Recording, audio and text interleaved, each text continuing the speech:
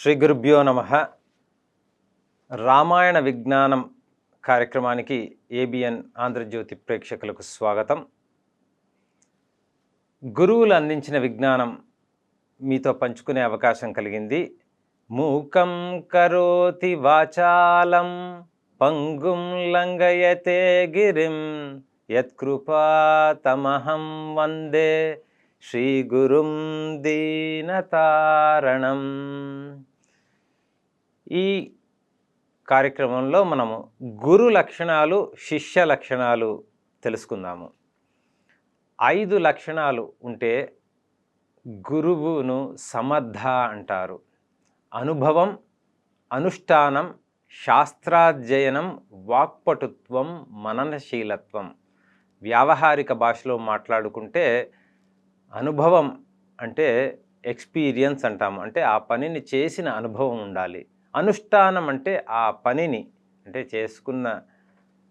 తెలుసుకున్న జ్ఞానాన్ని వాళ్ళు ఆచరిస్తున్నారా, అంటే ఇప్పుడు ఈ సమయంలో కూడా ఆచరిస్తున్నారా అని. శాస్త్రాధ్యయనం అంటే నిత్య విద్యార్థిగా ఉంటూ తెలుసుకున్న జ్ఞానాన్ని ఇంకా వాళ్ళు తెలుసుకునే ప్రయత్నం చేస్తున్నారా. ఈ 3 లక్షణాలు ఉన్నప్పటికీ కూడా గురువు నలుగురికి తెలిసే విధంగా ఒక జ్ఞానాన్ని అందజేయాలి. ముఖ్యంగా శిష్యులకు అంటే వాక్పటుత్వం, వాక్పటిమ, వాక్చాతుర్యం చాలా అవసరం. ఎందుకంటే శిష్యులకు అర్థమయ్యే విధంగా చెప్పాలి అని. అంతేకాకుండా మననశీలత్వం అంటే ఇంకా దానిని గొప్పగా, సులభంగా అర్థమయ్యే విధంగా చెప్పగలిగేలా ఎప్పుడూ ఆలోచిస్తూ ఉండడం అనేది విశేషమైన గురు లక్షణంగా చెప్తారు. మనం గురు, ఆచార్య, దేశిక ఇలా చాలా శబ్దాలను ప్రయోగిస్తుంటాము.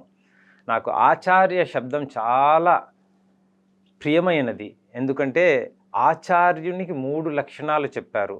ఆచినోతిత శాస్త్రాన్ని అంటే ఏ శాస్త్రాన్నైనా గురుముఖంగా శాస్త్రాన్ని సంపూర్ణంగా అధ్యయనం చేసి ఆచరంతి అంటే శాస్త్రం నేర్చుకున్నామండి, అది పక్కన పెట్టేశామండి, నా జీవన విధానానికి నేర్చుకున్న శాస్త్రానికి ఏ సంబంధము లేదు కాకుండా నేర్చుకున్న శాస్త్రం, తెలుసుకున్న విజ్ఞానాన్ని తమ దైనందిన జీవితంలో భాగంగా చేసుకుని జీవించేవారు ఆచార్యులు.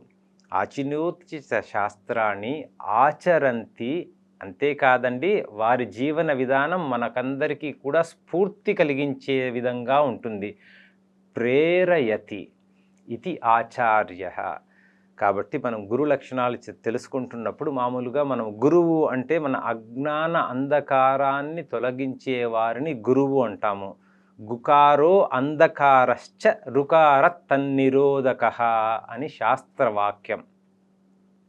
అందుకనే మనకు ఒక్క అక్షరం నేర్పిన వారినైనా కూడా మనకు ఆ అజ్ఞానాన్ని తొలగించి అక్షర జ్ఞానాన్ని అందించారు. కాబట్టి మనకు గురుభావంతోనే వారిని పూజిస్తాము, సేవిస్తాము, గౌరవిస్తాము.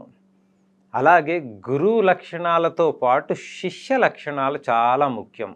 మనము విరివిగా ఒక పదాన్ని ఉపయోగిస్తుంటాము, శ్రద్ధ.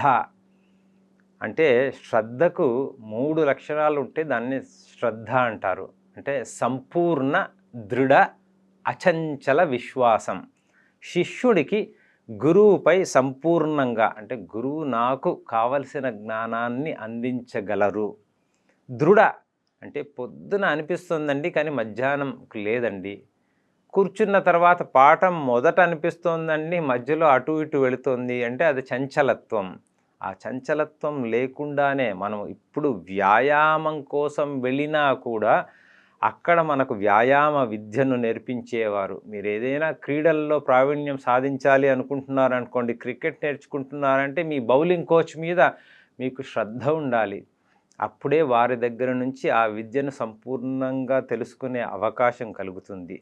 ముఖ్యంగా రామాయణం ఎందుకు వచ్చింది అంటే వాల్మీకి నారదుల వారిని గురువులుగా భావించి ఒక ప్రశ్న అడుగుతారు.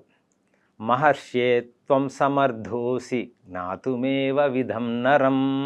ఇటువంటి 16 లక్షణాలు ఉన్న ఎవరైనా కూడా ఈ సమయంలో ఇక్కడ భూమిపై ఉన్నారా అండి అని అడుగుతారు. అలా గురుభావంతో సమర్థులైన గురువులను అడిగిన ప్రశ్న శ్రద్ధతో వింటున్న వాల్మీకి పరిప్రశ్నేన సేవయా అని భగవద్గీతలో కృష్ణుడు చెప్పిన విధంగా పరిపప్రచ్ఛ అని వాల్మీకి అడగడం మనకు గురు లక్షణాలు తెలుసుకున్నాము ఈరోజు. అలాగే మనం శిష్యులుగా ఏ విధంగా శ్రద్ధతో గురువులను సమీపిస్తే వారి వద్ద నుంచి మనం జ్ఞానాన్ని పొందగలము అన్న విషయాన్ని రామాయణం మనకు సూచిస్తుంది. ఇది మన నిత్య జీవితానికి కూడా వర్తిస్తుంది. ఏ విధమైన జ్ఞానాన్ని మనం తెలుసుకోవాలన్నా కూడా ఈ శిష్య లక్షణంతో మనం గురువులను ప్రార్థిస్తే ఆ జ్ఞానం మనకు విశేషంగా వస్తుంది. శ్రీ గురుభ్యో నమః.